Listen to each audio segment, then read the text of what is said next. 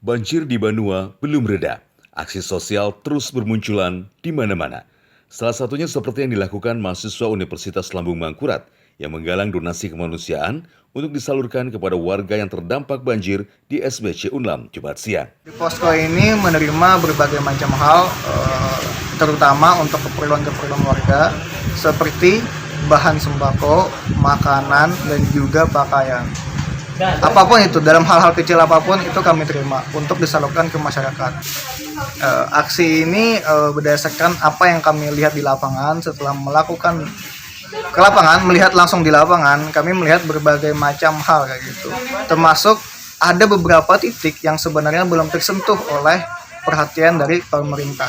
Untuk itulah kami bagian dari mahasiswa Unlam, juga bagian dari masyarakat, turun secara langsung untuk menjemput titik-titik di sana. Aksi ini sebagai bentuk solidaritas dan kepedulian mereka terhadap korban banjir.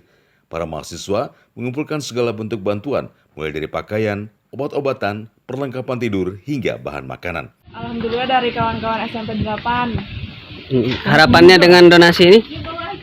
Semoga bisa tersalurkan sesuai ke kawan-kawan yang terdampak banjir. Gerakan galang donasi sebagai bentuk solidaritas seperti ini akan terus berlanjut sampai bencana banjir selesai. Dari Banjarmasin, Dirgantara, Kalsel, 1net.